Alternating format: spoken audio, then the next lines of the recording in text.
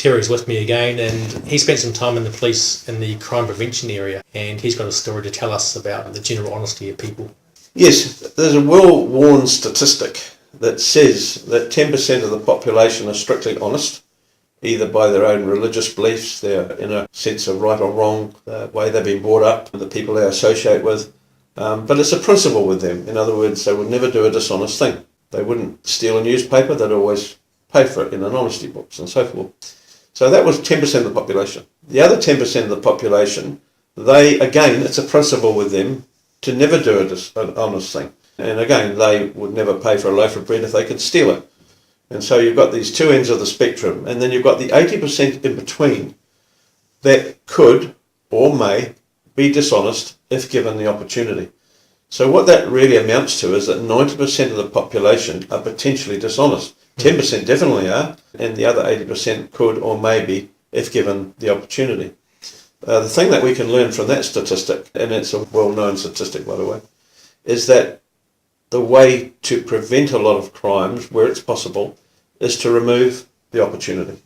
I mean, it's just well-known crime prevention and security generally, if you can remove the opportunity. I was giving this lecture once to the Lions people, and again, you find it very interesting because people that employ people, when you give that statistic, you see them shaking their head in assent. In other words, yes, I believe that's true. Those that have never employed anybody, you see that quite bewildered and quite sceptical. And on this particular occasion, I was actually challenged on it. You know, what you're saying is that we look at 90% of the people that are sitting here, you're saying that they're potentially dishonest. And I said, that's what I'm saying. You know, it's quite insulting, even to Lions.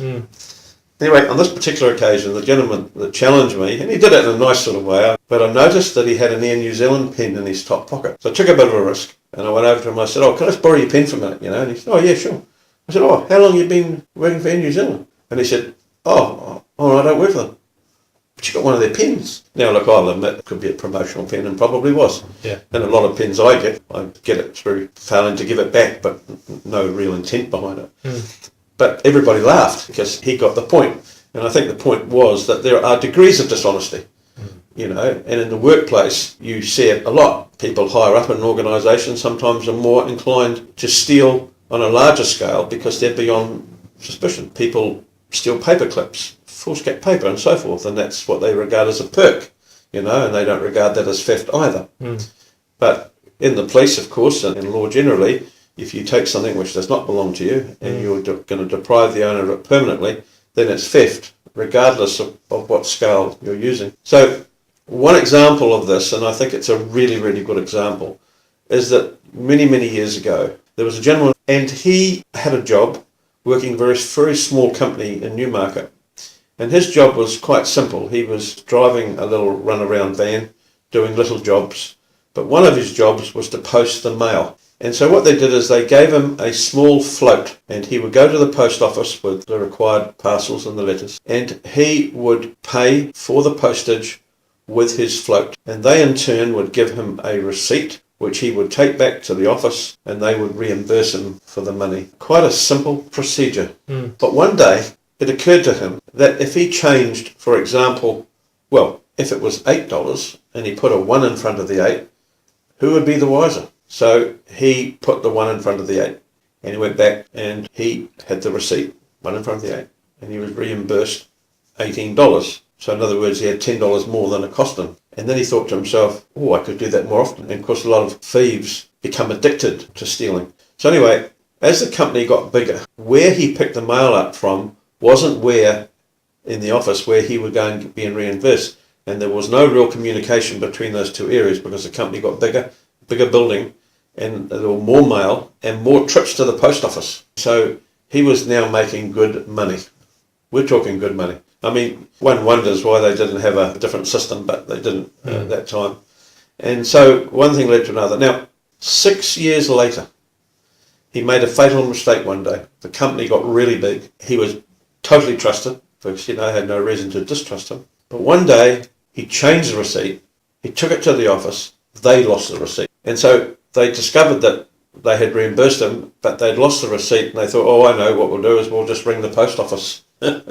And that's how he got caught, see. And they suddenly realised then because I think they might have found the original street later. And so anyway, cut a long story short, a detective was put on the job, and he looked at it, and he could see that going back over 6 years, it involved quite a considerable sum of money. And they brought in the auditors to look at the books and look at it all, and they shook their heads in horror.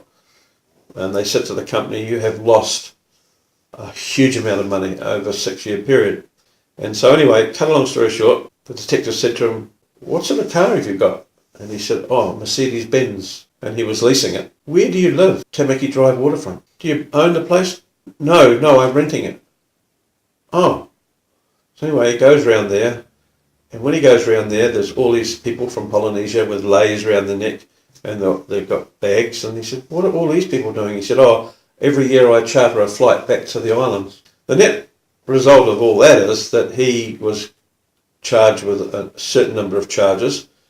He went to court. There was obviously a strong suggestion in the summary that this was just the tip of the iceberg. And he got 4 years. On the night he was due and go to be incarcerated, he had a party. And he invited the detective and the detective's wife to the party. When they got to Tamaki Drive, there was crates of Moe champagne. There was suckling pigs. There was the most sumptuous food you have ever seen. And this detective and his wife sat there and supped all night and had a great old time.